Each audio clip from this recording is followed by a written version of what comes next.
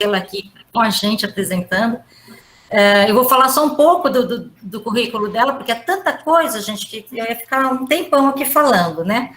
Mas, dentre outras coisas, ela é graduada em fisioterapia pela UFPE, mestre em nutrição e doutor em nutrição, os dois na UFPE, e o doutorado com cotutela com a Universidade de Tecnologia de Compiègne, na França.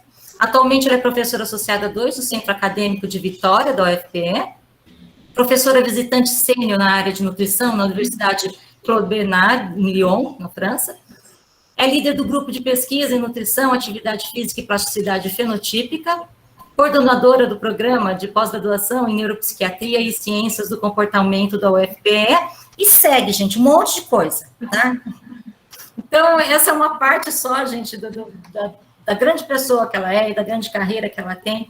Então, muito obrigada, Anelisa, por ter aceito e estar aqui com a gente partilhando todo o seu conhecimento. Muito obrigada.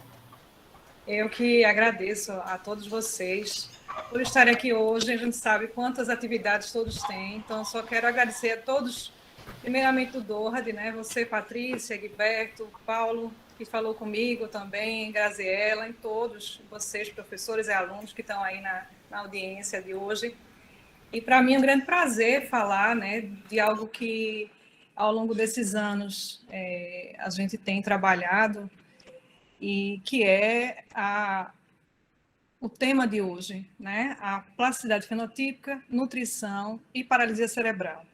Então, como a Patrícia falou, eu, Anelisa Toscano, trabalho na UFPE e também, né, em outras atividades dos centros, né? Que são ainda a universidade são divididas em diversos centros e a gente acaba tendo várias atribuições nesses diferentes centros. Mas para mim é um prazer enorme falar para vocês hoje sobre esse tema.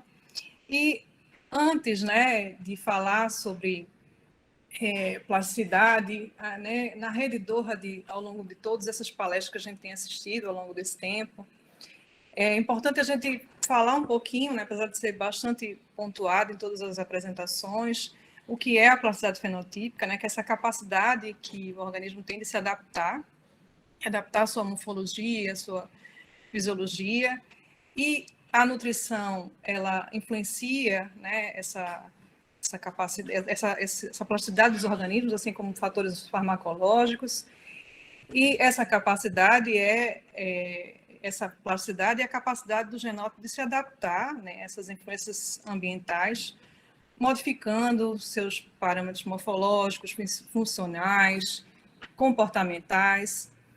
E também, antes, né, de mais nada, é preciso fazer um breve histórico, né, que eu acompanhei as apresentações todas prévias, que estão lá, né, aproveitando para divulgar o canal do Dorad, que tem no YouTube, e nós, né, fazendo um muito breve histórico da plasticidade fenotípica, a plasticidade os estudos que baseiam a plasticidade fenotípica, que fundamentam a plasticidade, eles, primeiramente, anteriormente, eles focavam, né, centralizavam no estudo do gene, ou seja, as teorias e modelos centralizavam na expressão gênica. Então, remetia aos estudos de Darwin e também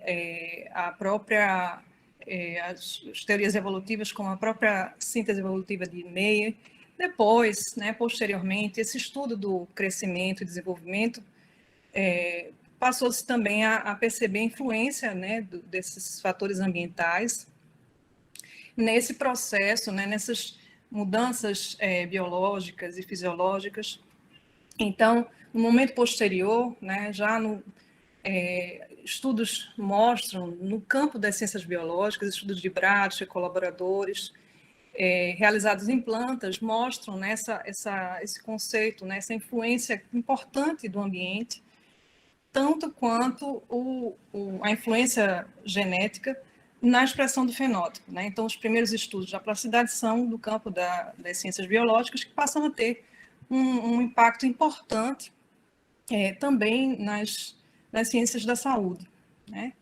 Então, a plasticidade do desenvolvimento, ela é um braço da plasticidade fenotípica, um dos braços, que vai estudar essa trajetória do crescimento e desenvolvimento, desde o período pré-gestacional até a idade adulta.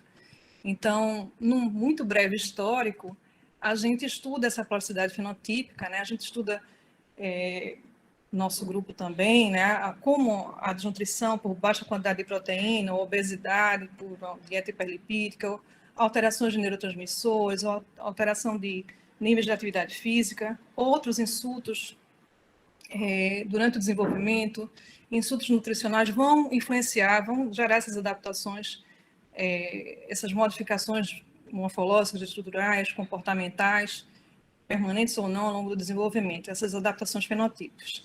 Então, fazendo esse breve apanhado, né, que a gente está, assim, ao longo desse tempo, né, conversando, e tem várias apresentações lá no canal do Doherty também, nós trabalhamos atualmente na unidade de estudos em nutrição e plasticidade fenotípica, na UFPE. Então, essa unidade, ela ocupa um prédio recente, né, construído, inaugurado em 2018, e passamos a utilizá-la, essa é a vista interna, né, da unidade, em 2019. Então, a nossa sede, ela é recente, né, a gente tem várias salas, né, de microscopia, análise de expressão proteica, gênica, que passaram a funcionar recentemente, porém, nós viemos, né, de um grupo de pesquisa, que tem uma apresentação também no YouTube da professora Sandra Lopes, sobre o NNI, que era o grupo de pesquisa liderado pelo professor Raul Manhães de Castro, iniciado em 1996. Então, esse grupo, Nutrição, Neuropsicofarmacologia e Imunidade, ele gerou o grupo atual de Nutrição, Atividade Física e Plasticidade Fenotípica, que tem como sede a Unidade de Estudos em Nutrição e Plasticidade Fenotípica. E para, né, essa construção e também para os equipamentos de grande porte que existem nela, foram necessários 2 projetos, né, de desenvolvimento, CT Infra, FINEP, um deles está finalizando agora, e nessa unidade trabalham diferentes pesquisadores nessa temática, né, de nutrição e plasticidade fenotípica, que são os professora Sandra Lopes, professora Isabelle Lins, professor Raul Manhães de Castro, professora Raquel Aragão, professora Gisélia Muniz, professora Lígia Galindo, professor Diogo Vasconcelos e a professora Kelly. Inclusive, muitos estão aí na plateia, eu agradeço a presença deles, que são nossos colegas, que todos os dias estamos aí tentando entender um pouco mais sobre esse assunto. Então, como a gente falou, né, os estudos começam, né, muito nesses primeiros estudos nessa temática, muito com intervenções farmacológicas, né, durante o período crítico de desenvolvimento. A gente inicialmente, um desses estudos, por exemplo, a gente trabalhou com um inibidor seletivo da recaptação da serotonina, que é a sertralina, e acompanha o desenvolvimento somático e reflexo desses animais. Então, para chegar até a dose ideal, a gente fazia curvas de dose e resposta, observávamos como é que a gente percebia essas alterações com doses de 5 miligramas, 10, 15 miligramas. Então, avaliávamos esses animais, crescimento somático, maturação física e ontogênese dos reflexos. E aí, já começávamos a perceber que durante essa administração do inibidor seletivo da recaptação de serotonina, a sertralina, um período crítico de desenvolvimento, ou seja, durante a lactação, aconteciam alterações, desde alterações na maturação somática, né, atrasavam essa maturação, a abertura do pavilhão auditivo, do conduto aditivo, os incisivos. Então, e claro que numa dose mais forte havia também maiores consequências, né? E também havia um atraso no desenvolvimento dos reflexos desses animais, que poderia comprometer futuramente a atividade locomotora deles, né? Então, depois, né, mais recentemente, continuamos a estudar, mas também com um olhar de, será que isso também tem a mesma consequência em machos e fêmeas? Então, a gente percebia que aqui apenas uma tabela dos dados também da ontogênese nesses animais que receberam, dessa vez, um outro inibidor mais frequente utilizado na clínica, que é a fluoxetina, também um inibidor seletivo da recaptação da serotonina. Ele era administrado durante o período crítico de desenvolvimento, durante a lactação, e se acompanhava esse desenvolvimento. E, independente de serem machos ou fêmeas, as consequências também aconteciam no desenvolvimento, ou seja, no aparecimento desses reflexos era retardado, assim como também havia atraso no desenvolvimento somático, na gestão alimentar, em virtude dessa interferência durante o período crítico do desenvolvimento. Então, vários estudos, né, foram feitos, esse daqui bem, né, no comecinho, onde a gente já mostrava a consequência a longo prazo, a gente fala, né, da desnutrição e do tratamento neonatal com fluoxetina, também na dose de 10 miligramas por quilograma de peso, programando alterações na morfologia cardíaca. Então, nesse estudo, a gente via a estrutura do coração, e aí víamos que a fluoxetina causava essa redução no peso, mas que a desnutrição vinha no animal, já considerado um adulto jovem, reduzia, além do peso, a área de secção transversa, o perímetro, também afetavam as células, então, do coração, área e perímetro. Então, assim, víamos que essas alterações aconteciam precocemente, afetavam machos e fêmeas e também permaneciam, algumas delas também numa idade posterior, mesmo após retirada, né, dessa interferência que acontecia ali na lactação junto com a desnutrição. Então, não só isso, né, nós, como a gente falou, a gente tem vários pesquisadores trabalhando, e esse trabalho aqui foi em parceria com a professora Isabelle, a professora Clígia, Sandra, também Raul, em que se procurou entender como é que essa administração da fluoxetina durante o período de lactação, 10 miligramas por quilograma de peso, afetava ou perturbava o sistema serotoninérgico. Então, nesse estudo aqui foi observado também a expressão, tanto proteica quanto gênica, né, da ACERT, né, no transportador de serotonina. Então, as duas, mesmo quando aqui ela ainda estava no último dia de administração, mas mesmo após 40 dias havia modificação, né, aumento dessa expressão da ACERT, proteica e gênica, e também mantendo essa redução no peso corporal aos 40 dias de vida. Então, a perturbação no sistema serotoninérgico, ela permanecia, né, mesmo após a retirada, né, da administração da fluoxetina no período crítico de desenvolvimento. Então, vários estudos, né, se seguiram, a gente mostra aqui alguns estudos mostrando essas interferências farmacológicas e essas adaptações que aconteciam nos sistemas, mas outros estudos aconteciam também, porque aqui a gente estudava também muito comportamento, né, e aí foram acontecendo as parcerias, né, como você mencionou aí, a gente teve uma parceria com a Universidade de Tecnologia de Compiègne, onde a gente começou a trabalhar também com o músculo, né, com as suas propriedades mecânicas, sejam elas ativas ou passivas. E aí foi quando a gente começou a perceber, ao contrário da estrutura do coração, né, que é uma estrutura homogênea, o músculo ele responde diferentemente, de acordo com sua estrutura, né? Então, nesse estudo, que foi o primeiro aqui, esse daqui, né, que é o efeito dessa dieta durante a gestação nas propriedades mecânicas, a gente começou a perceber que essa dieta baixa em proteína durante a gestação causava alterações, né, na força, seja a força máxima de contração, a força tetânica, de forma diferente, de acordo com a estrutura muscular. Aqui a gente tem um sólido, um músculo vermelho, um músculo oxidativo, né, relacionado à postura, e um músculo extensor longo dos dedos, que é um músculo branco, né, um músculo glicolítico, relacionado a mais à atividade.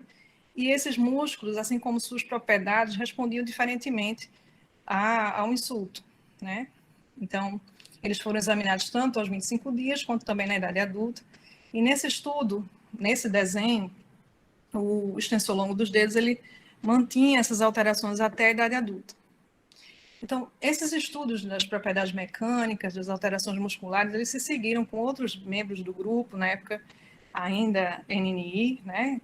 Professor Raul, professora Carla, em crianças, né? Esses estudos seguiram aqui com a influência, né, do caso do sobrepeso, né? Nessas crianças, nessas propriedades, a própria déficit de crescimento, nessas propriedades mecânicas dessas crianças. Bom, então, para dar continuidade a tudo isso, né, já que a gente trabalhava muito com comportamento, a gente começou também a fazer outras parcerias, no caso dessa vez com a professora Sandra, o professor Raul, a professora Raquel também, com a Universidade de Nantes, né? Então, vários trabalhos saíram, entre eles esse aqui, que vê como é que acontece essas modificações diante de uma desnutrição não só durante a gestação, mas durante a lactação, a dieta baixa em proteína, e que essas modificações aconteciam justamente, né, baseado no tipo de fibra, ou seja, naquela característica do músculo. Né? No início a gente achava que ele ia responder igual, né, e aí, dependendo de como sua característica, sólio e o EDL, a gente tinha respostas diferentes. Então, nesse estudo, os animais foram retiradas as amostras para análise tanto dessa estrutura, né, na morfologia, quanto das propriedades mecânicas, metabólicas, aliás, aos 120 dias. Então, nessa avaliação, a gente já percebe novamente, né, conseguiu dar continuidade a essa compreensão da resposta diferenciada do músculo, onde a gente observa que o sólio ele vai ter um aumento, né, das fibras brancas, glicolíticas, em relação aqui ao grupo controle e o animal que foi desnutrido durante o período perinatal. E isso ele teria aqui 120 dias.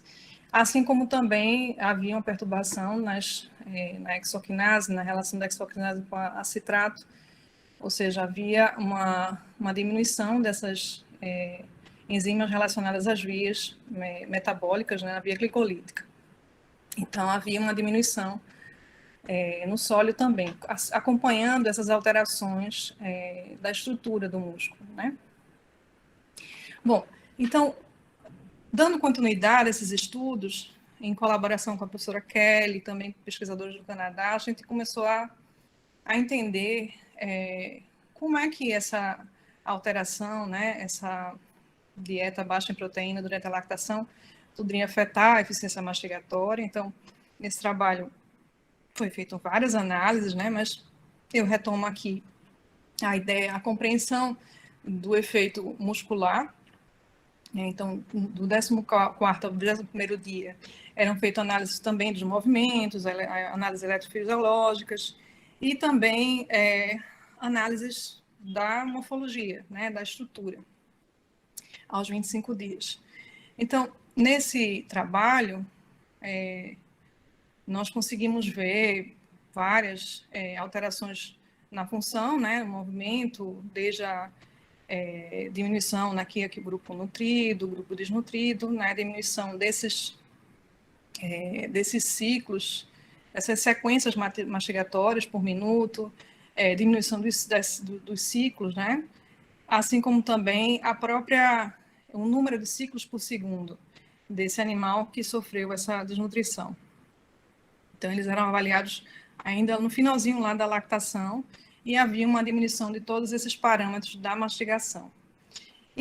Ou seja, não só os músculos de atividade e movimento eram afetados, como também esses músculos da mastigação, né? Havia uma relação dessa alteração estrutural com a alteração funcional.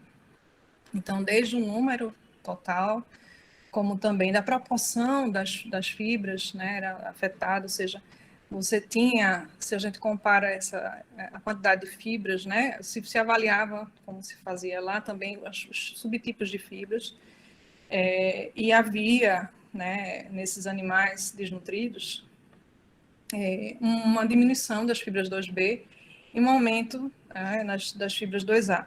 As fibras 2B também são relacionadas à geração maior de potência, de força. Então, era prejudicada também. Assim como os dois tipos de fibras havia uma redução tanto na área quanto no perímetro. Então, a gente percebe que há uma alteração, né, muscular, não só dos músculos da atividade, como também músculos que vão relacionar com a ingestão do alimento, que podem prejudicar essa ingestão e, consequentemente, levar a dificuldades nessa ingestão, nessa nutrição do animal. E aí, nós também, como a gente falou lá no tema do grupo, a gente também trabalhou um tempo atrás foi um aluno de mestrado, que fez um trabalho também observando a atividade física, né? Tanto treino aeróbico quanto outro tipo de treino. Então, nesse estudo de Wellington, que foi um aluno de mestrado, ele fez o treinamento, né? Primeiro o animal foi submetido à desnutrição durante a gestação e lactação, e depois, dos 60 dias aos 125 dias, eles eram submetidos a esse treinamento, né, de 8 semanas, 5 dias na semana, 60 minutos por dia, 70% do VO2. E aí a gente examinava, né, como é que acontecia a mudança nessa estrutura, que a gente vinha acompanhando ao longo desse tempo. Então, nesse estudo, a gente vê bem aqui nessa imagem, né, nessas figuras, como é diferente, né, a estrutura do EDL e do sólio, quer dizer, um músculo branco, glicolítico, né, rico em fibra de tipo 2, e um músculo vermelho, né, oxidativo, rico em fibras tipo 1. Então, dentre as alterações, né, seja pela própria... Aqui a gente tem os diferentes grupos, o grupo controle, o grupo desnutrido, o grupo treinado e o que era desnutrido e que foi treinado. Então, as modificações, por sua vez, eram mais pronunciadas no sólio. Claro que haviam, né, tinha modificações nas fibras, pela desnutrição. A gente vê aqui no EDL, o grupo, aliás, pelo próprio treinamento, a modificação das fibras, e quando o animal era desnutrido, que era treinado, também, né, a comparação desses grupos aqui, né, esse com esse. Mas no sólio, o que a gente observa é que há a desnutrição leva essa diminuição das fibras tipo 1, que ele possui maior quantidade, enquanto que o treinamento aumenta, e quando a gente compara o animal que foi desnutrido e treinado com aquele que foi desnutrido, você observa que há um aumento dessas fibras tipo 1 e também acontece a modificação das fibras tipo 2, né? As fibras, aqui o animal desnutrido e o animal desnutrido treinado, vai haver também uma diminuição dessas fibras. Então, o treinamento nesse estudo agiu de forma positiva nesses animais que foram desnutridos precocemente, observando eles já muito tempo depois, com 120 dias. Bom, foram feitos outros estudos com treinamento de resistência, são continuados por outros professores. Esse protocolo foi criado pelo professor José Antônio, e ele fazia um protocolo de treinamento, aí era só o treinamento realmente, só o exercício, treinava o animal, subindo a escada, com a massa gradualmente aumentada, 5 dias na semana, 8 semanas, né, de treinamento, onde ele fazia uma sobrecarga, 80% dessa sobrecarga máxima. Então, como eu falei, o objetivo aqui era a gente entender, né, continuar a entender essas modificações estruturais e musculares, né, desses animais. Então, após o fim do treinamento, os animais eram coletados músculos e também tecidos, né, córtex, medula e cerebelo. Então, não teve muitas mudanças na expressão gênica da BDNF e IGF-1, apenas no cerebelo, que houve diminuição no treinado, mas a gente vê aqui, novamente comparando os dois músculos, né, o sólio e o extensor longo dos dedos, e a gente vê, depois desse treinamento, que aí ele foi só treinado, não teve nenhuma influência nutricional, que há, após esse treinamento, um aumento das fibras tipo 2B, e diminuição das fibras 2A nesses animais. Então, esses animais aumentam essas fibras relacionadas à potência e força após esse treinamento durante a vida deles, né? Então, a gente mostra aí estudos relacionados tanto à influência farmacológica, a relação dos dois, nutricional e farmacológico, e também do treinamento, né? Do exercício físico, adaptando ele à sua estrutura. Bom, em parceria dessa vez com a Universidade de Lyon, que a gente continua, né, com essa parceria até hoje, a gente pôde, né, entender dessa vez como é que essa desnutrição durante o período perinatal, gestação e lactação, poderia modificar, né, essas enzimas chaves da via glicolítica e também da oxidação de ácidos graxos. Então, era feita essa desnutrição durante o período perinatal e se coletava amostras aos 30 e 90 dias de vida. Então,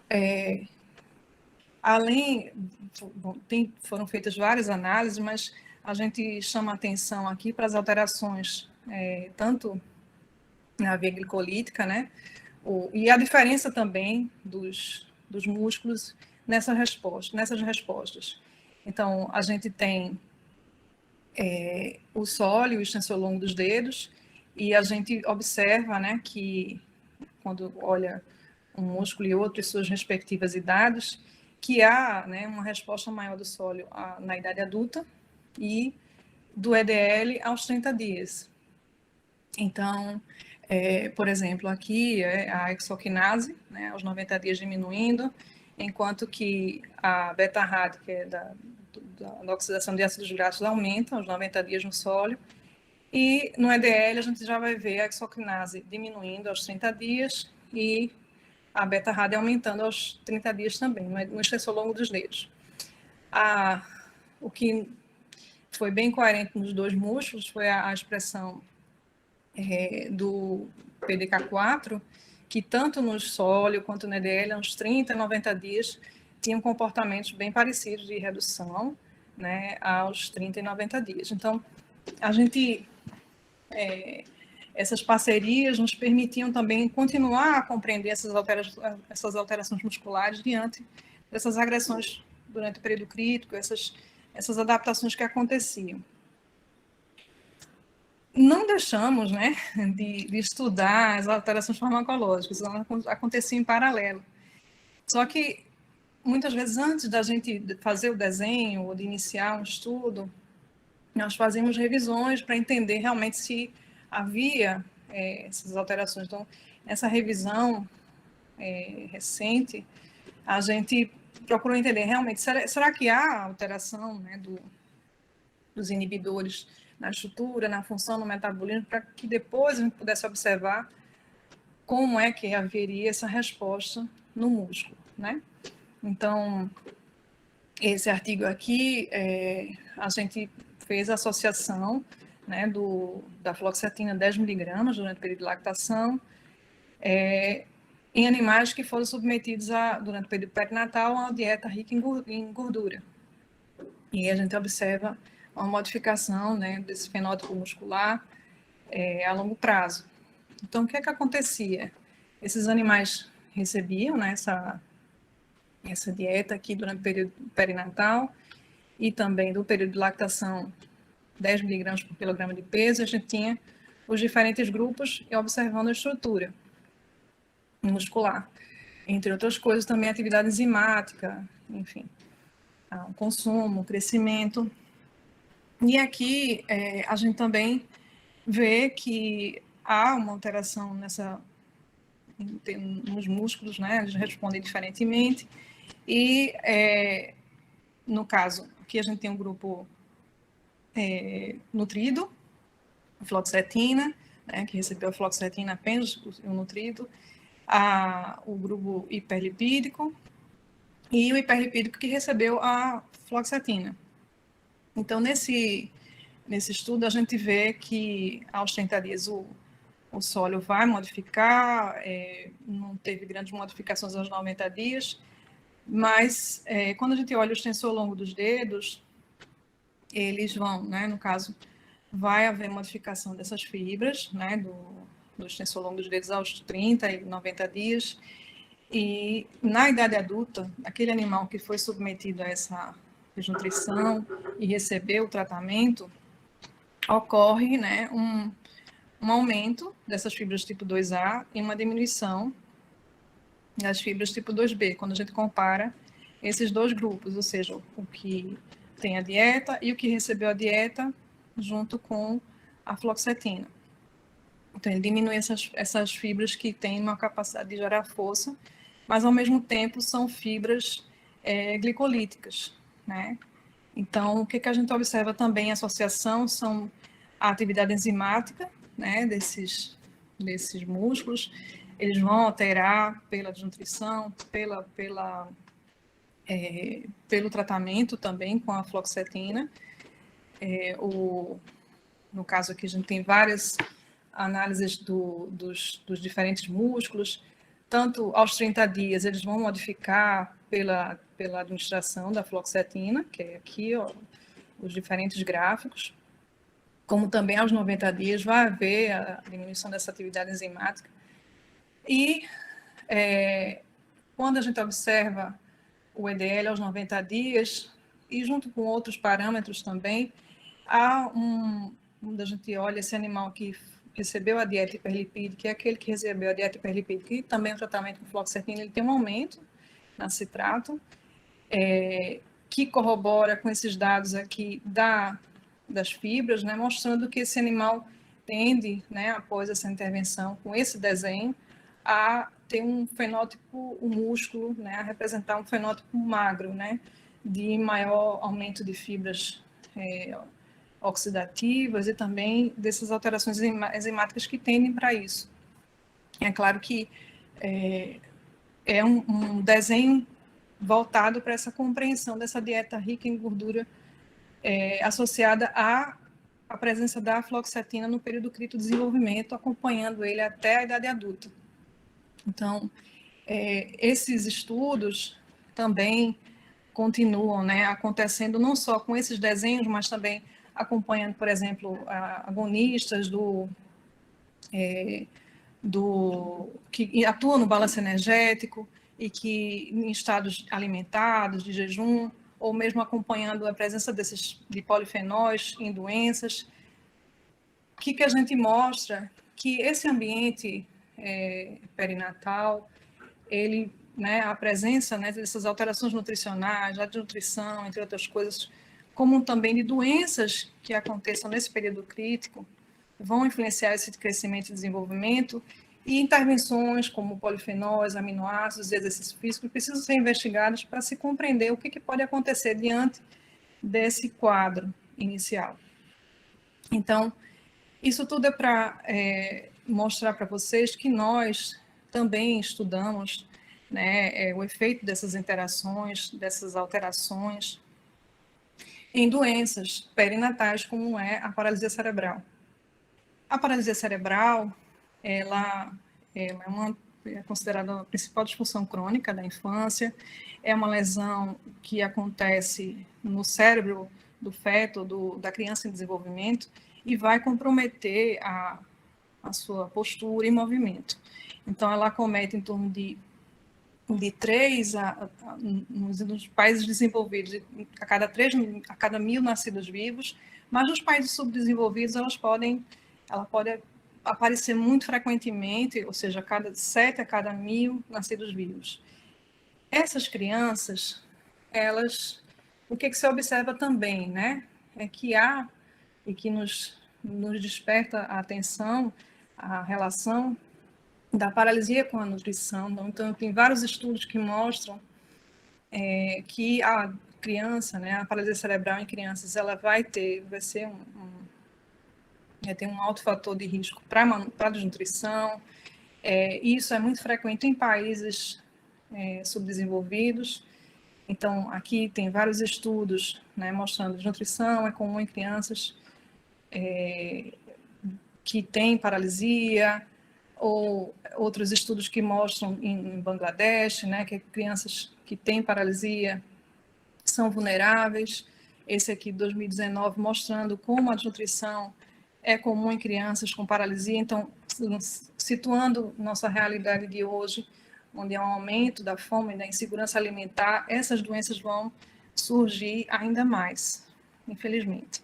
Então, a compreensão disso tudo tem que caminhar, né, testando um indivíduo sadio, como também acometido por doenças que acontecem no período crítico de desenvolvimento. Então, a paralisia cerebral, a genética tem um papel na etiologia dessa doença, porém, ela é heterogênea, né, essa genética, mas a compreensão de genes convergentes tem sido alvo, né, de implicações terapêuticas. Então, essa compreensão do padrão genético ajuda também a interferir, a fazer interferências precisas, que é um dos estudos que a gente também está fazendo em parceria com outros centros. Então, nós, lá na unidade, trabalhamos com modelos de paralisia, né? São estudos pré-clínicos. Nesses estudos, nós utilizamos um modelo que foi elaborado por Koch e colaboradores, que associa, na verdade, dois insultos, que é a anóxia, durante o primeiro dia de nascimento, o P0, e também no primeiro dia, no P0 no primeiro dia, e associa a essa anóxia a restrição sensório-motora dos membros, 16 horas por dia, do segundo dia ao 28º dia. Então, esses animais, eles têm condições, né, de manter todas as outras, alimentação, enfim, o resto, e durante 8 horas também é tirado e é observado os comportamentos desses animais. Nós também temos feito essas associações para compreender o que está acontecendo com a doença. Não só a equipe do Instituto de Neurociência de Latimone, que é o professor Koch, como também professores do Departamento de Nutrição e Alimentação de Kyoto, porque os sintomas têm mudado, né, dos anos 60 para cá, e dos anos 90 para cá, muitas vezes essa paralisia tem sido associada à prematuridade. Então, essas compreensões epidemiológicas nos ajudam também a focar o que intervir em termos de estudos pré-clínicos. Então, nesse estudo que a gente fez esse ano, foi uma meta-análise para entender como é que esses insultos, durante o período perinatal, né, no cérebro, poderiam causar, quais eram esses insultos que causavam maiores danos na locomoção, na coordenação. Então, a gente avaliou vários e vários insultos, né, observando que vai exatamente no que a gente analisa no laboratório, que a anóxia tem um efeito grande. Isso aqui é a análise da distância percorrida, né, um dos parâmetros da locomoção, né, a anóxia causa maiores danos, e a associação, modelos em associação, como a gente usa, ou seja, a anóxia com a restrição sensório-motora, os danos são ainda maiores, né? Então, como a locomoção vai comprometer uma série de outras funções, a gente tem utilizado um modelo de associação para compreender como podemos observar esses efeitos, tanto positivos quanto negativos, nessas adaptações. Bom, então, para que a gente pudesse, talvez, imaginar aquilo no animal, sem a órtese, né, que contém ele, eu trago um pequeno, bem breve, vídeo aqui de como é que seria esse animal. O vídeo é escuro porque o animal ele é mantido no ciclo invertido, e para que a gente possa observar o comportamento, ele é analisado no escuro, mas a gente consegue ver aqui um animal que foi submetido àquele modelo, né, de paralisia cerebral, e teve também a desnutrição associada. Então, veja como é difícil ele manter a postura, uma importante atrofia muscular, difícil de se alimentar, de colocar o alimento na boca, de fazer todas as atividades que um animal controle poderia fazer, né? Então, a gente precisava entender mais isso e fazer estudos de como é que estava, né, esse organismo diante disso, de toda essa dificuldade. Então, nesse primeiro estudo, o Somar está aqui também, a gente observou, né, como é que a desnutrição durante o período perinatal, associada à paralisia, né, teria consequências na locomoção. Então, a locomoção foi observada nos períodos, nas idades chaves, né, de desenvolvimento, e também aos 29 dias foi tirada amostras musculares para se analisar. Esse estudo foi realmente focado na locomoção e o que a gente observa, né? A locomoção desses animais é bastante afetada desde o 14º dia. Aqui a gente tem os parâmetros, né, de energia cinética, potência média, distância percorrida, velocidade média, e aí a gente tem, né, os grupos, no caso, controle, e aqui nessa terceira coluna o animal com paralisia e nessa última coluna o animal com paralisia que sofreu também a desnutrição perinatal. Então, o que acontece? A partir do 14º dia de vida, alterações nessa locomoção e aos 28 dias, né, ao final do modelo, há uma importante, né, alteração na energia cinética e também na potência média desses animais. Se a gente observa e compara um animal só com paralisia, aquele que tinha desnutrição associada, como é difícil fazer, ter essa potência e também esses valores de energia cinética do animal, bastante reduzidos, comparativamente a um animal que só tinha a paralisia. A gente tirou os músculos, chegou a avaliar, pesar, né? Claro que houve muita atrofia, né? Tanto pela desnutrição quanto pela paralisia, e muito pela associação dos dois, né? Bastante atrofia, também redução do peso corporal, assim como havia alteração também na massa relativa, né, do músculo.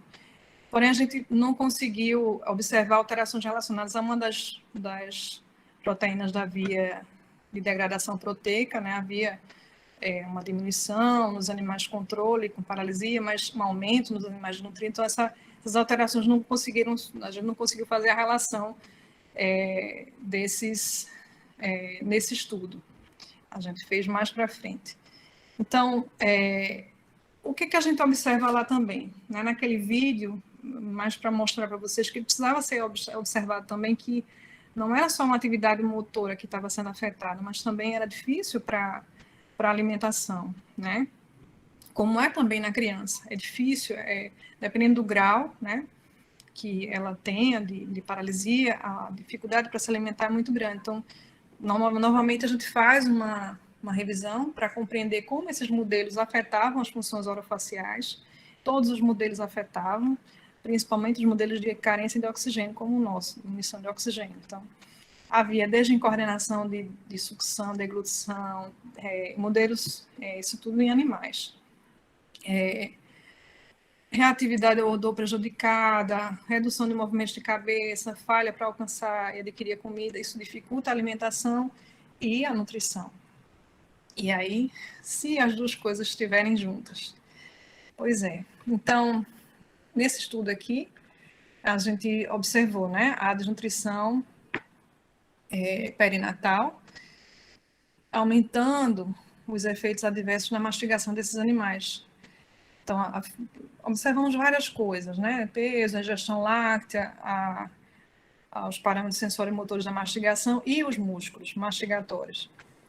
Então, nesse estudo, a gente observa aqui, né, aos 29 dias, por exemplo, o grupo controle, o desnutrido, o com paralisia e o com paralisia e desnutrido, né, como há uma redução importante do peso.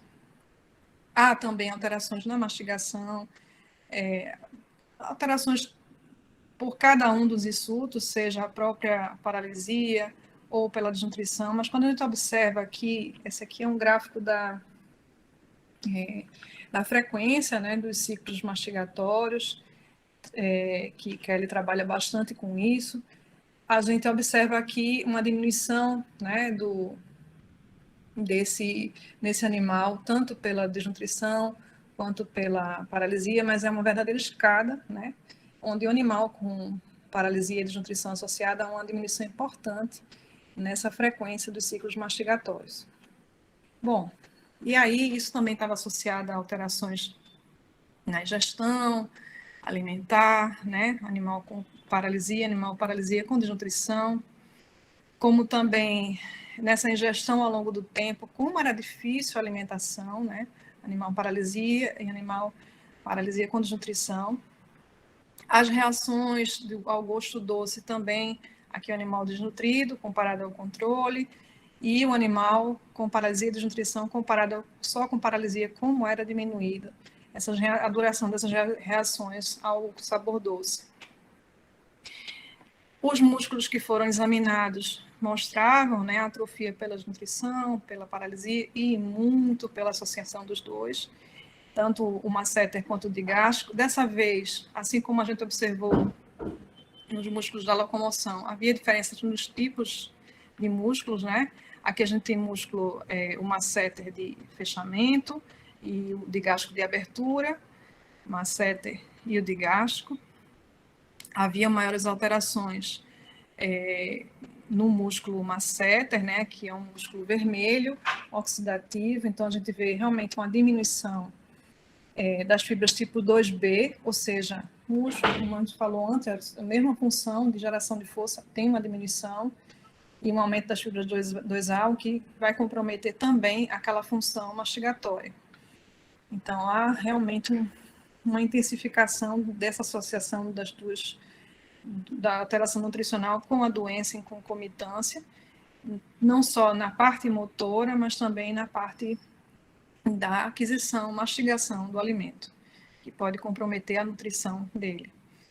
Então, como eu falei antes, né, da gente pensar em intervir, ou de agir, ou de modificar, a gente fez também um outro estudo. Então, será que um aminoácido vai afetar os níveis de serotonina, né, no cérebro? E se existiam doenças que estudavam, né, como esses aminoácidos podiam afetar o desenvolvimento, ou mesmo o aumento, né, essas modificações durante o período crítico, será que poderiam ajudar o desenvolvimento desses animais com paralisia cerebral? Então, a gente observou aqui que havia realmente um aumento, né, dos níveis de serotonina, e quais doses eram administradas, junto com o pessoal da Federal da Bahia, que tivemos a aluna em cooperação. E depois, a gente fez, então, um estudo realmente aplicando o aminoácido, o L-triptófano, nesses prejuízos mastigatórios diante da paralisia cerebral. Então, nesse estudo, tem várias pessoas, entre elas o próprio Olivier estava conosco, tentando entender como é que a gente... como é que esse L-triptófano, esse aminoácido, poderia favorecer essa doença, nesse modelo experimental. Então, aqui, a gente observa, né, claro que há, como nos estudos anteriores, a doença vai diminuir o peso do animal, e aí se observava, né, o consumo dele, seja o consumo, a ingestão dele por sucção, como também por mastigação, e ao final, né, do período de sucção, esses animais de paralisia tinham uma diminuição, né, da ingestão por sucção, mas quando a gente comparava o animal que recebia o triptófano com relação ao animal só com paralisia, esse animal ele tinha uma melhora, né, nessa sucção após a administração do triptófano. O triptófano ele é administrado também durante a lactação, né? E aí nós observamos também outras alterações interessantes desse estímulo positivo diante da doença, né? Ou seja, como é que aconteciam essas adaptações? Havia, né, lembra que a gente falou como era danificada a frequência de ciclos mastigatórios, e aí a gente observa esse gráfico, o animal controle, né, o animal com somente o triptófano, o animal com paralisia e aquele com paralisia que recebeu o triptófano. Então, havia um aumento, né, dessa frequência, ou seja, ele conseguia já responder melhor à mastigação, à frequência de ciclos mastigatórios. Havia também uma melhora na relação do peso do músculo com relação ao peso relativo do músculo, né? Você vê aqui o triptófano aumentando, e também o animal com paralisia e o animal com paralisia que recebeu o triptófano aumentava o peso, e essas modificações eram associadas também a melhoras na estrutura muscular, aqui os tipos de fibras, e aí havia, né, as modificações, aqui o animal com paralisia, aumentando as fibras tipo 2A, e aqueles que tinham paralisia e que recebiam um tratamento neonatal com triptófano, eles diminuíam, né, a quantidade de fibra 2A e aumentavam a quantidade de fibra 2B, que eram fibras com melhor condição de geração de força também, né? Então, isso foi uma adaptação positiva à exposição do aminoácido durante o período crítico do desenvolvimento. Bom, os estudos se seguiram, e dessa vez a gente queria entender, então, como era que acontecia, já em colaboração também com o pessoal do México, como é que acontecia essa modificação, né, a neurogênese, ou como é que acontecia essas modificações na neurogênese diante de estímulos, né, precoces, né, esses danos precoces no cérebro. Então, primeiramente a gente fez essa revisão, né, que saiu esse ano, e a gente observa que os estímulos, esses danos que acontecem antes do nascimento, eles estão muito relacionados com a impedir essa geração de células-tronco neurais, e aqueles insultos como os nossos, que é a anóxia, a restrição sensora-motora, que aconteciam após o nascimento, estavam muito relacionados à proliferação aumentada de células precursoras neurais, migração inadequada, sobrevivência reduzida de novos neurônios. Bom, entendendo, né, isso tudo, como é que se comportava a neurogênese diante desses modelos animais e as implicações para a paralisia cerebral, a gente ainda está escrevendo. É um trabalho que a gente fez em colaboração. Essa é Cláudia de Rosier, que veio por aqueles programas latino-americanos, fazer o mestrado comigo, o professor Omar, em Recife, e Bárbara, que está com o Omar agora nesse momento, continuando os estudos. Então, nesse trabalho de Cláudia, que era uma médica, né, uma médica haitiana, voltou para o país dela, nós observamos, então, a influência de um polifenol, o camperol, aplicado durante o período de lactação, nesse animal com paralisia. Especificamente, a gente olhou a coordenação e o estado inflamatório do cerebelo. Então, nesse estudo, bom, a gente vê, né, a redução do peso do animal com PC, corroborando os estudos anteriores, e já vê um aumento, né, do peso do animal, mas uma melhora da coordenação dele após a administração do camperol. E também está associado a alterações no cerebelo, né? Então, aqui a gente tem várias imagens, esses são dados ainda não publicados, então a gente traz aqui as análises da densidade de células, do total de células ativadas, de micróglias ativadas e a proporção de micróglias ativadas. Então, aqui a gente vê que há um aumento nessa densidade. Aqui o animal controle, só com camperol, animal com paralisia, e um animal com paralisia que recebeu camperol. E aqui a gente observa que essa densidade das células ativadas, acontece esse aumento, né, esperado na paralisia, e o campferol diminui essa ativação. Esse estado inflamatório está sendo modificado por essa presença do polifenol no período crítico de desenvolvimento. Assim como também houve alterações no cerebelo aos 36 dias das micróglias ativadas, né? Então, houve um aumento na PC e uma diminuição naqueles animais submetidos à paralisia cerebral e ao tratamento com campferol. Então, isso também nos deixou... A gente tem outros estudos, né, com polifenóis durante o período crítico e observando essas adaptações. Tem outros estudos que, assim, ainda estão sendo escritos, né? Mas o que a gente quer trazer hoje aqui para vocês é justamente esse entendimento de que a desnutrição ou outra doença, a paralisia cerebral, que é uma doença perinatal, diante dessas intervenções farmacológicas, nutricionais, levam, né, a respostas adaptativas, imediatas ou durante o desenvolvimento, que vão influenciar esse fenótipo. E aí essas doenças e esses distúrbios emergentes, como a paralisia e a desnutrição, também podem ser beneficiados por essas intervenções durante o período crítico de desenvolvimento, a fim de modificar essa estratégia, né, essa trajetória de crescimento e desenvolvimento. É claro que nenhum desses trabalhos seria possível, nada seria possível se não tivesse, né, tanto os alunos que estão hoje comigo, né, todos eles, Bárbara que está lá com o Mar, os mestrandos, os alunos de iniciação científica e os professores que trabalhamos em conjunto, junto com os órgãos de fomento, para que a gente possa entender cada vez mais sobre o assunto de hoje. Gente, muito obrigada pela atenção de todos.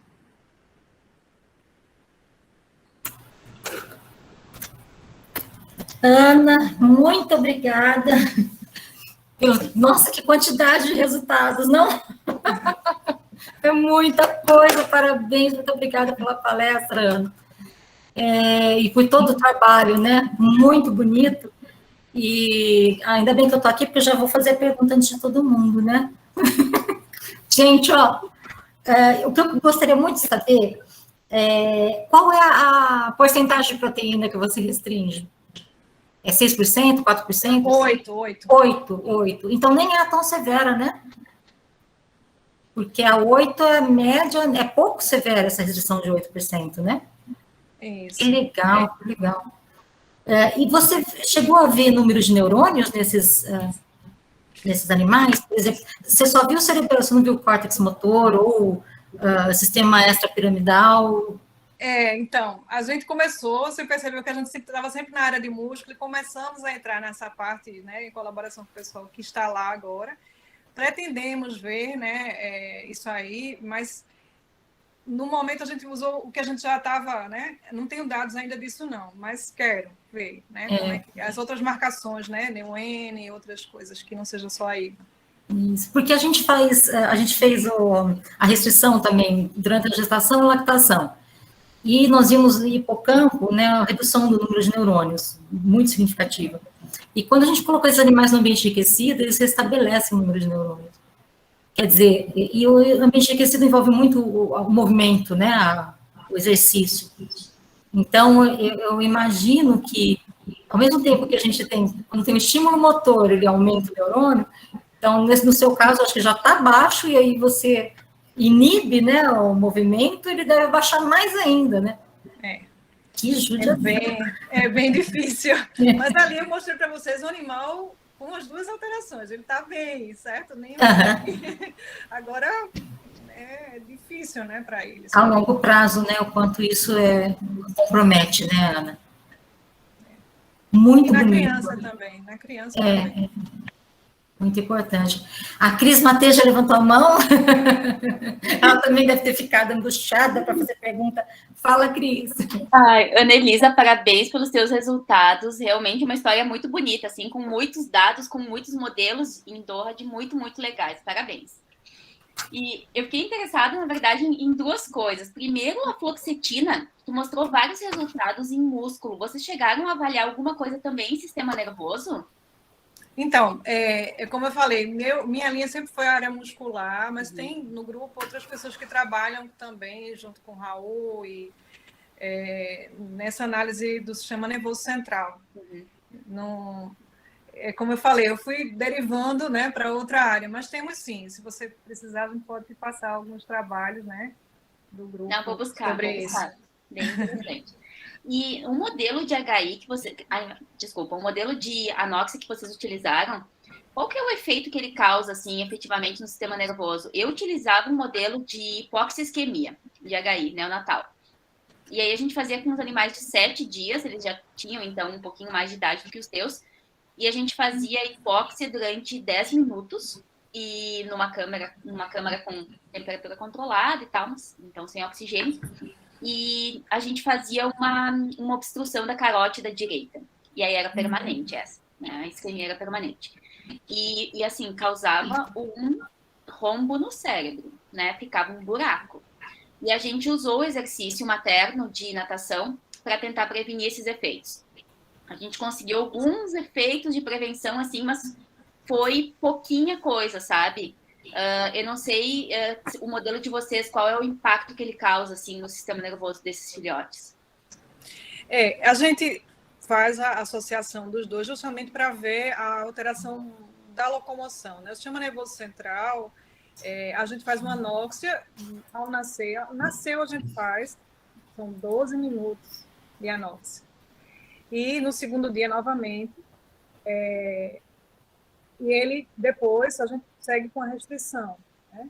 A gente não faz quem trabalha muito com isso é aquele colega que eu cheguei a mostrar lá do Japão, mais dessa restrição intrauterina, né? Para a gente, o que a gente observa é que com essa associação eu vou ter esses danos motores e lembra muito o quadro da diplegia, né? Que afeta bastante aos membros inferiores, que é a forma mais frequente da paralisia. Então, assim, na verdade, a gente focou muito no quadro clínico e na repercussão que isso poderia ter. Mas no trabalho conheço esse modelo, mas não trabalho com o fechamento, né, do fluxo. Da isquemia. Isso. Não sei se eu consegui te responder tudo aí. Respondeu sim, muito obrigada. Mais perguntas, pessoal? O Paulo Matias não está aqui, né? Nossa Senhora. Por que o Paulo não está aqui? Eu tenho uma pergunta, mas eu não tenho a mãozinha aqui para levantar, desculpa. Oi, fala, Poliana. Deixa eu abrir a câmera aqui. Qual que é o modelo de desnutrição pós-natal durante a lactação que você usa? Pode chamar de você, né? Sim. A senhora, não sei. Como eu falei para Patrícia... Eu não lembro, não ouvi, não sei. De proteína, 8% e 17%, né? Caseína em cada um. E seja ele perinatal ou só na lactação. Sempre a redução da proteína 8%. Na matriz, daí? Isso, na mãe. A mãe, a dieta ofertada à mãe. Ah, entendi. Só que com 14 ele já começa a comer um pouquinho, né? Já começa sim. E vocês... Aí eu procuro no artigo, mas vocês pesaram esses animais também, né? Sim, então, muita coisa eu não consegui mostrar, né? Eu tentei contar uma história, né? Senão ia ficar muito pesado, mas posso disponibilizar, né? Esses valores de peso, de ingestão, né? Isso. Então, ficaria muito... Eles não têm ketchup, né, Ana? Eles não recuperam o peso, né? Não tem ketchup, se você continua na amamentação. Ele fica para sempre naniquinho, né? Muito, muito prejuízo para ele. E assim, é uma pergunta, pode ser até ser meio idiota, mas eu vou fazer, já que você é nutricionista. Não. Quando a gente vai, né? É o seu trabalho, né? Enfim, tudo relacionado a isso. O correto é falar desnutrição ou má nutrição. Eles são sinônimos ou não? Né? Porque a gente pega esses artigos em inglês, qual que é a forma mais correta de se escrever em português?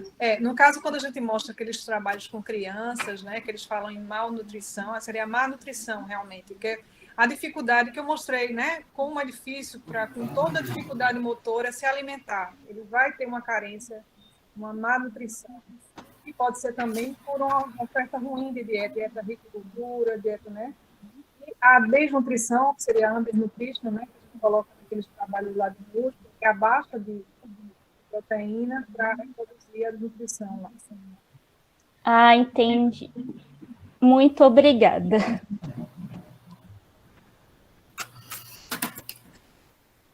Gisélia levantou a mão. Não, Patrícia, eu queria só fazer um registro, não é? Como aqui representando a velha guarda da UFPR, né? Isso. Eu estou na instituição há mais de 50 anos, se contar desde quando eu fiz vestibular e entrei no curso de medicina, né? Assim, fazer um registro e dar o parabéns à Ana, né? Porque o CAV, para quem não sabe, é a interiorização da Universidade Federal de Pernambuco, em Vitória de Santo Antão. E ele é relativamente recente, né? E assim a gente fica feliz de ver um grupo liderado por uma jovem professora e que já está produzindo assim pesquisa com essa qualidade, né? E trabalhando em uma linha de pesquisa, que é uma coisa assim extremamente importante. Então, eu estou aqui sem ter recebido nenhuma procuração, mas representando a comunidade da UFPE e dando parabéns à Ana. E, Ana, não sei se você sabe, mas existe um ambulatório no Hospital das Clínicas, as professoras Margarida Antunes e Kátia Brant, elas trabalham com crianças com paralisia cerebral e têm desenvolvido pesquisa clínica com essas crianças, muito com o foco nas questões da alimentação e da nutrição. Eu até já vou estimular as meninas para... Eu digo as meninas porque elas foram minhas ex-orientandas, né? E para mim tudo é menina, né? Mas são professoras já bem estabelecidas, para entrar em contato com você, né? Porque com todo prazer. É importante esses vínculos dentro da universidade, né? É o objetivo, né? A continuação. A gente entende para aplicar, né? Mas muito obrigada. Isso. Tá. Obrigada pelo espaço. Um tal de Raul Manhãs aqui está querendo fazer pergunta. Será que eu deixo? Não sei. Fala, Raul! Não, eu queria agradecer a todos, né? A Ana contou uma história que acho que semana passada, a doutora Sandra, que está aí presente também, contou sobre o grupo, né? Isso tudo surgiu de um grupo em 95, mais ou menos. Se a gente for bem no início da história, em 84. Então, a gente já começou a trabalhar com essas intervenções no período neonatal, nos períodos críticos, né? No período perinatal, seria mais preciso, primeiramente com abordagem farmacológica e nutricional, e depois a gente, enveredou por outras áreas. Teve algumas perguntas aqui sobre a questão da fluoxetina. Também aí está presente uma pessoa que tomou um caminho dessa história sobre a fluoxetina, que é a professora Cláudia Lagranha, né, que também estudou a questão dos antidepressivos. A fluoxetina é um antidepressivo, certo? Sobretudo porque ele altera o transporte de serotonina, né? É um inibidor seletivo da recaptação da serotonina. E, nesses primeiros estudos que a gente viu, que eram muito rudimentares, porque a gente não tinha equipamento, então nós verificamos muitas coisas, e algumas coisas nos intrigavam. E, dentre essas coisas que eu posso já dizer, a gente teve trabalhos aí em colaboração com o pessoal no exterior e com o pessoal também aí na USP, né, no ICB, sobretudo com a professora, uma professora de anatomia, né, que foi a orientadora da professora Sandra. E nós já vimos, realmente, os antidepressivos alteram o número de neurônios, certo? Mas, antes disso, a gente viu também alterações do comportamento. E vimos também alteração no desenvolvimento. E, sobretudo, em alguns comportamentos, como o comportamento alimentar. E aí foi daí, a gente conversando com a professora Cláudia Lagranha, que ela começou a estudar a questão da bioquímica energética, né? Então, aí a gente viu coisas bem interessantes e ela tem visto e tem trabalhado nisso bastante. Então, daí surgiu muitas coisas e tudo isso para dizer que o Dohad sempre esteve presente na fundação desse grupo, né? Então, para mim é uma alegria muito grande estar participando agora, né? Com o Paulo, com você, Patrícia, com o Egberto, com todas as pessoas que fazem parte desse grupo. Daqui do Nordeste surgiu muita gente que está em todo o Brasil aí. Então, esses trabalhos de Ana se dedicou, sobretudo, à questão do problema da atividade locomotora, do músculo, e daí enveredou para uma série de coisas. Tem coisas que ela não colocou aí, que ainda tem uma questão de corporate, mas vai vir uma coisa muito importante que saiu agora, porque é um outro tipo de visão, né? É a visão de que a paralisia cerebral não só deve ser tratada, né, como com vamos dizer assim, a aparelhagem, o equipamento fisioterapêutico. A gente pode ir a fundo nisso aí, né? E aí a gente vê que várias substâncias, se aplicadas no período crítico de desenvolvimento, que é uma ideia de como alterar a plasticidade fenotípica, ela pode trazer malefício, como ela também pode trazer benefício. Então, essa interação com o México, com a França, mostra, por exemplo, no caso do México, a questão dos polifenóis, né, que a Ana mostrou aí, sobretudo no músculo, mas também no sistema nervoso, que ainda vai sair. Então, nós, vamos dizer assim, tem uma série de derivações desses estudos, né, e que a gente, inclusive, com trabalhos aí com o pessoal em São Paulo, na Bahia, no Rio de Janeiro, né? A gente Professor Raul, aqui, quietinho aqui, mas tem isso aí também. Professor, quem que é da Bahia, hein? Tereza está querendo falar aí. Está querendo falar. Ela quer falar e gosta de falar, viu? Pode botar. Mas a Tereza da onde? A Tereza que está aí. Ah, eu preciso da Bahia no Dohad. Professora Tereza, por favor. Então, puxa a orelha dela. A gente não tem Bahia nesse Dohad. Cadê a Bahia? Puxa a orelha dela, viu? Que já chamei ela, a professora Jaísa. Ah, que prazer! Nós temos uma pessoa da Bahia! E para onde ela vai? Tem mais de uma. Tem mais aí? Claro, ela tem um grupo grande lá. Aí, cadê vocês aqui com a gente? Professora, pelo amor de Deus! Fale, professora, por favor. E o meu grande mestre vai permitir, professor Raul? Claro, isso é um grande mestre. Isso é um grande mestre de todas e todas nós. Mas pode falar. Você é uma das meninas dele, Tereza. Ele me inibiu tanto, porque eu fiz um procedimento na boca e eu não ia falar, mas a presença desse cara, não tem jeito. Eu estou aqui com a cirurgia na boca, mas ele sabe que eu sou muito falante, né? Muito falante. Faladeira, não, sou falante. Olha, eu queria primeiro dizer do enorme prazer, não é? Que apesar desse distanciamento, dessa loucura toda que nós estamos, não é? Com um governo que massacra a ciência, não é? Que quer nos destruir, olha a gente aqui, não é?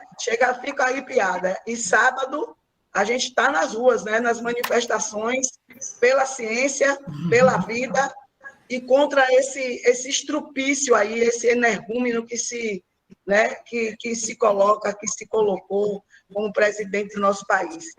Mas, Ana Elisa, você nos orgulha demais, não é? Eu tive um pouco de dificuldade para entrar, porque quando eu tentei entrar, dizia que eu tinha que fazer o cadastro na Dohad e tal. Mas, enfim, Aqui estou. Mas, professora, por favor, faça o cadastro. Por favor. Eu estava em aula e saí correndo, e a gente quer um link para entrar rápido, aí depois eu vou fazer. Queria muito parabenizar você, Ana. E você como a professora Gisele aí colocou, né, da felicidade que a gente fica de ver essa turma jovem, não mais jovem do que a gente, não é, Almanhães? A gente continua aí na batalha, mas a nossa história, para aqueles que não conhecem, começou em 1996. Tereza, o povo acha que eu sou o pai dela, não sou o marido dela, não, rapaz. Que coisa absurda. Que coisa absurda, homem. A pessoa é um cara jovem, bonito como eu. Lindo. Sou eu e Paulo. Pois né? Então, mas não é, Raul. Poxa, eu pensei que fosse. Pois é, rapaz. Ele devia dizer... Aí é um outro cara bonito, viu? É um outro cara bonito, viu? É tão bonito que casou com essa mulher linda, não é? Então, eu estou vendo o professor Omar, que prazer enorme, Egberto, essa turma toda, Soninha, Sandra. Ei, Egberto, que coisa boa te ver, viu? Eu estou com saudade das nossas FESBs, não é? Já há 2 anos que a FESB é virtual, nosso congresso da FESB, onde a gente marcava presença, né, todos os anos, mas isso vai ficar sob controle, né? Então, a gente tem que cantar aquela música, apesar de você, amanhã de ser outro dia. Apesar deles, a gente não esmurece, não é? Não. E o nosso país, não é Omar, é Omar que já está um tanto brasileiro, nós já estivemos juntos aí em Recife. Eu sou louca para dar acarajé a Omar, porque ele vai querer morar na Bahia. Comer acarajé, caruru, vatapá. Cadê Rogério? Eu vou fazer isso, vocês vão ver. A gente vai ter que ir na Igreja do Bonfim para pagar uma promessa que eu fiz pela recuperação de Francisco, não é? Que teve essa encefalite recente, que foi também meu estagiário, como a história vai crescendo, viu? Ana Elisa trabalhou comigo, ou eu trabalhei com ela, não sei dizer, mas ela não foi minha estagiária, mas nós somos contemporâneas, eu no doutorado, acho que ela no mestrado, e a gente tem esse elo que é uma grande família porque é família e família científica. Agora, o responsável por tudo isso é esse cara aí, chamado Raul, não é? Ele tanto sonhou com a minha neta, que chama Luana, que é luar, ao contrário, que ele agora tem uma Luana, invejoso. Ele agora tem uma Luana. E por aí vão as histórias. Mas, gente, o que eu queria mesmo, viu? É porque a gente fica com tanta saudade, com tanta vontade de ver as pessoas. Eu sou muito de abraçar, sabe? De conviver, de dançar, de brincar. Fazia dança aí, viu, Egberto? Lá na UFPE, todos os dias, meio-dia, na hora do almoço, primeiro a gente dançava, né? Tinha aula de dança com o professor de dança, porque baiano é assim, né? A gente já chega, poxa, não tem nada para a gente fazer, só fica do laboratório para casa, bora inventar alguma coisa. E a gente tinha aula de dança, de forró, Tereza, Mário estava é uma delícia. E aqui o axé. Perfeito. Mário Chamo estava aí, porque a Tereza juntava Mário, para comer comida. Mário morou comigo e a gente vivia fazendo as comidas engraçadas. Ele é de outro, eles são de... Eu convivi com 10 africanos, né? E eles adoram dança também, né? Essa baiana já esculhambou tudo aí. Tá? Agora Estava faltando a Bahia aqui, Raul, para esculhambar um pouco, olha lá. Eu não ia falar, tá vendo? Ele que me provocou. Eu não ia falar. Mas, gente, eu não quero monopolizar de jeito nenhum. É uma alegria muito grande ver você, viu, Patrícia? Vou deixar... Ana Elisa vai lhe dar meu contato. Isso, eu não sei o que é que eu poderia... Eu não sei no que é que eu poderia contribuir, mas a gente está aqui porque der e vier. Ah, com a sua presença, com seus alunos. Pronto, Egberto já é um parceiro de longas datas aí também. Né? Tem muita gente boa, Soninha, Sandra, Rogério, eu não estou vendo aí, mas vou falando. Diego, que é como mais um filho aí. E eles têm a liberdade de me chamar, Rogério, que não está aí, me chama Mãe Deiró do Ababalorixá. Né? E eu tenho que aceitar, porque né, a gente, na época, eu não era tão avó quanto hoje. Né? Agora sou avó de 14 netos. Nossa, que Então, delícia! Um monte de filhos científicos, e por aí a gente vai. Não é? Inclusive, Luana e João entram aí nesse rol. Mas, enfim, Ana, parabéns, viu? A apresentação maravilhosa. Eu entrei um pouco atrasada porque tive um pouco de dificuldade, mas fico muito feliz. É uma gama de trabalhos, como Patrícia bem colocou. Não sei como você conseguiu sintetizar, não é em um tempo de um webinário, mas nós estamos juntas e juntas aí para o que deve viu? E viva a ciência e fora Bolsonaro! Eu não posso deixar de falar. Muito obrigada, Tereza. Viva a ciência, viva o Nordeste, que tem resistido. Isso, viva a nossa resistência. Viva o Nordeste. Elmar, salve Elmar, salve o México. Né? Resistência, ciência e luta. Isso. Um cheiro, viu? Um grande abraço. Um cheiro, querida. Muito obrigada, viu? Muito obrigada. Gente, tinha a Cláudia que queria falar, não sei se ela ainda está aqui, ela tinha levantado a mãozinha. Será que ela saiu, gente? Acho que não está mais aqui. Quem mais, gente, que gostaria de falar? A Sônia aqui ligou a câmera, Sônia. De onde você é, Sônia? Eu sou da UFPE. Ah, também aí. Ah, que maravilha. Embora eu tive uma passagem na Bahia, mas foi uma longa história. Mas está tudo caminhando, né? Nesse semestre pandêmico. Professor, parabéns, Ana. Foi excelente. Assim como a apresentação de Sandra, na semana passada, bem recente, recapitulando tanta história, né? Tanto trabalho interessante, enfim. Tu dá os parabéns, né? E estamos aí para reativar o que for possível, né? Então, beijo grande. Obrigada. Beijo grande, Tereza, que ainda deve estar aí na escuta. Adri Torsoni, querida. Soninha. Querida Adri Torsoni, fale. Eu queria parabenizar a Ana pelo trabalho, pela trajetória, na verdade, né? Parabéns, Ana. Vocês voltaram há pouco tempo da França? 7 meses, você falou? Sim, a gente praticamente fim de fevereiro, né? Tá. Aqui. Saímos antes da pandemia, não tinha nada, e chegamos no auge aqui. Foi que loucura, né? Para chegar. Não tem avião para chegar.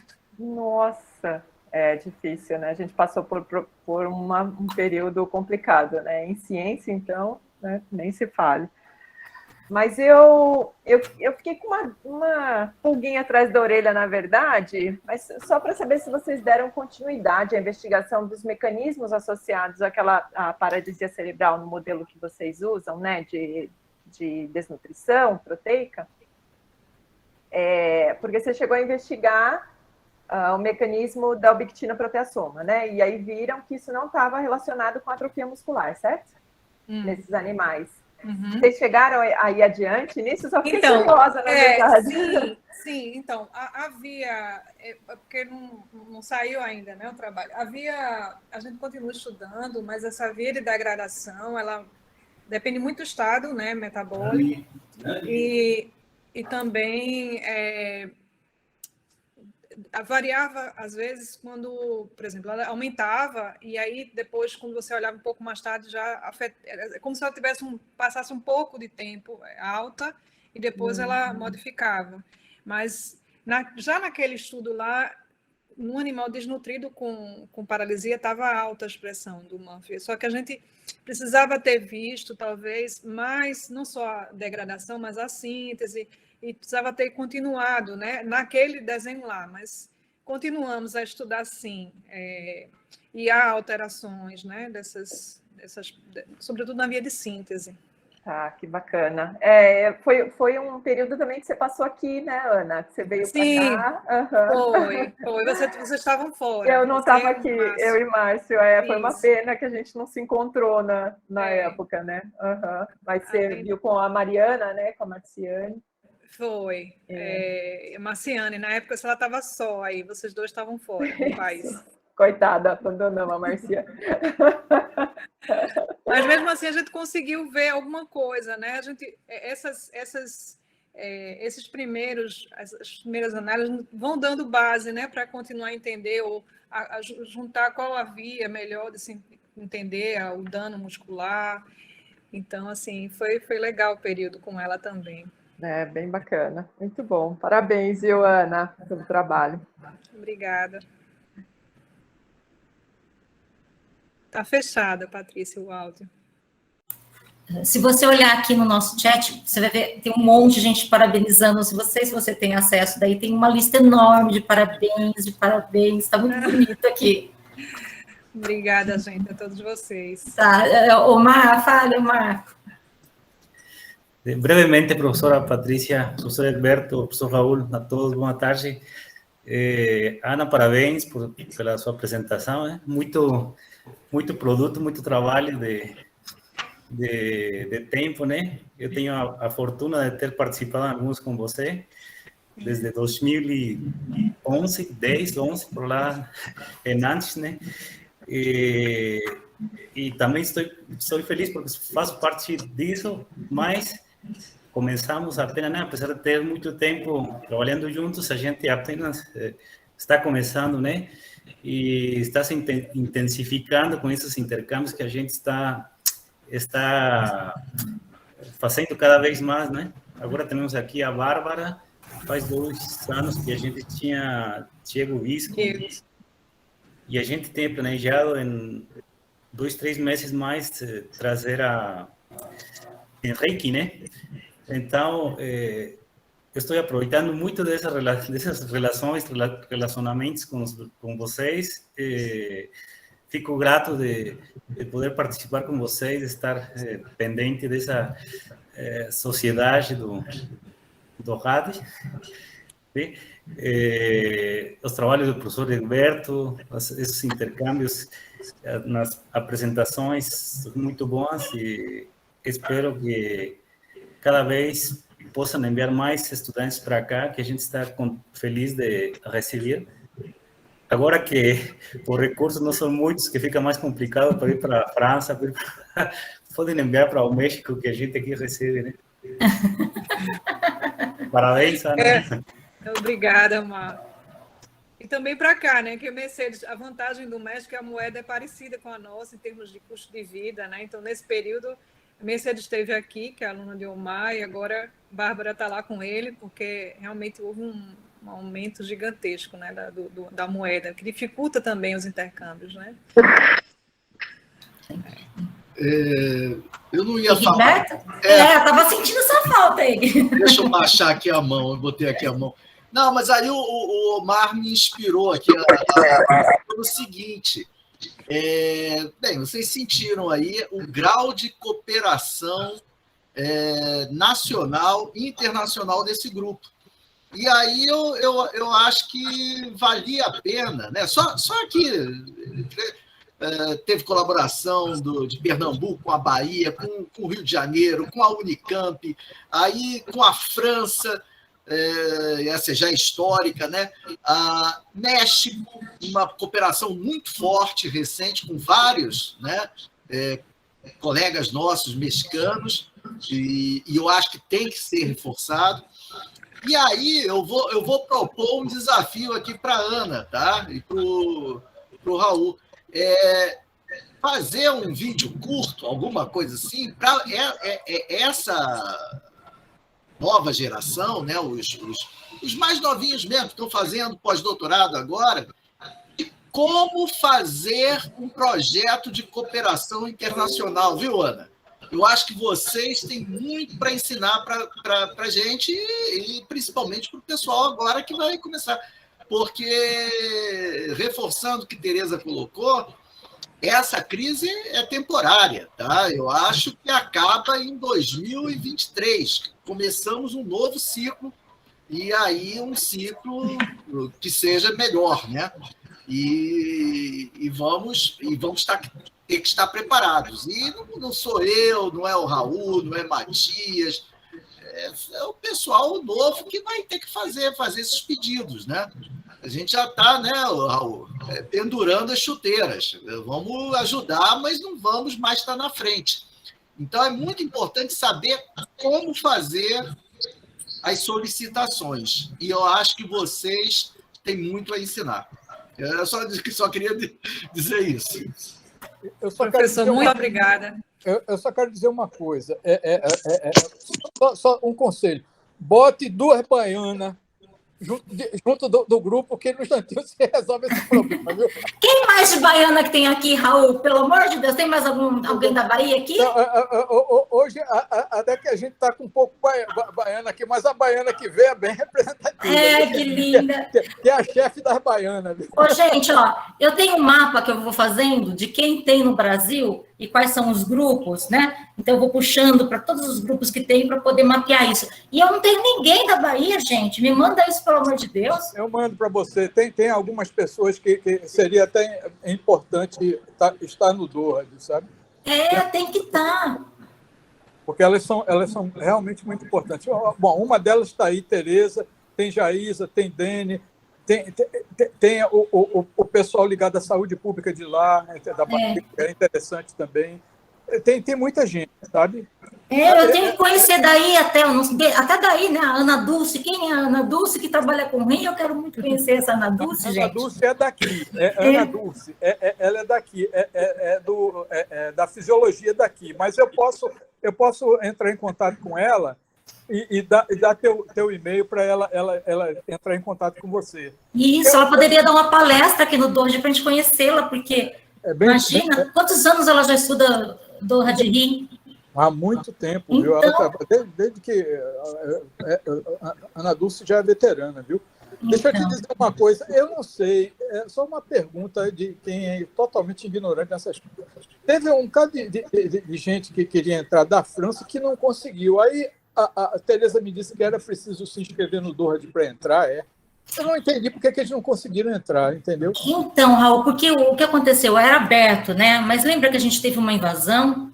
Ah, tá certo. Aí vocês fizeram alguma coisa... Aí a gente acabou fazendo ligado à Rede Doha de Brasil para não ter essas invasões, né? Porque é muito difícil controlar, não tem como controlar isso, né? Se a gente disponibiliza... Tá. Mas se a gente conseguir saber com um pouquinho de antecedência, a gente já consegue colocar essas pessoas, sabe? Para dentro. Eu não sabia, tá? Mas tinha 3 pessoas que queriam entrar, na verdade. Ai, que triste, que pena. É uma pessoa até interessante de ter entrado, né? Não, todas elas são, mas esse...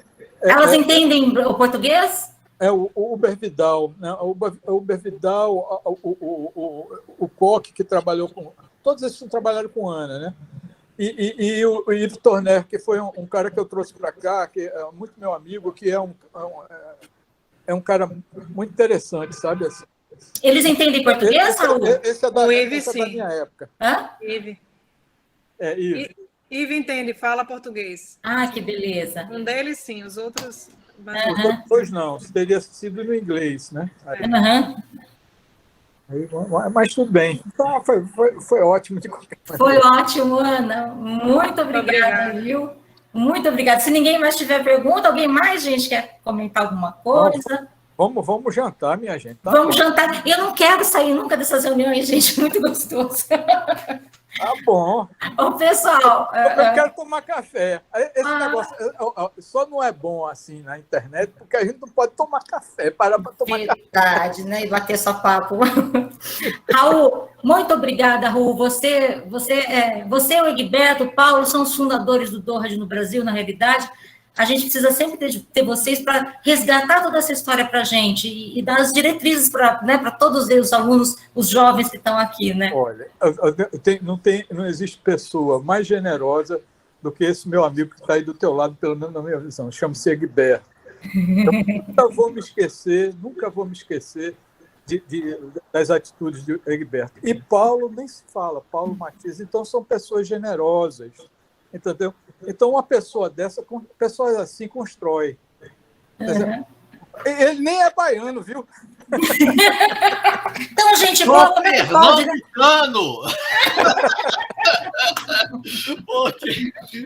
Olha, meu pai é pernambucano, né? Essa história vale a pena contar, porque é o seguinte: depois de muito tempo, né, eu fui reencontrar o Raul e eu não me lembrava, né? Ele lembrava de mim. Encontrei para montar a área de nutrição da CAPES, não foi isso, Raul? Foi sim. Viajamos pelo país inteiro, começou lá em Recife, tivemos reuniões na Bahia, Brasília, então, nem se fala, um monte. Contígio ajudou muito nisso, tá? E aí, o Raul disse: Egberto, você não lembra de mim? Que eu usava um óculos. Isso. Aí eu não lembrava dele. E também, poxa, criança, né? Assim, nós éramos crianças, viu? Meu tempo. Mas ele lembrava, vai ver que eu não mudei muito, né? Continuei com cara de criança, sei lá. Gente, muito bom ver vocês, viu? Muito obrigada, Anelisa, muito obrigada, Raul, toda a sua equipe aí desse lugar maravilhoso, obrigada, Tereza, obrigada a todos, viu, gente? Um beijinho para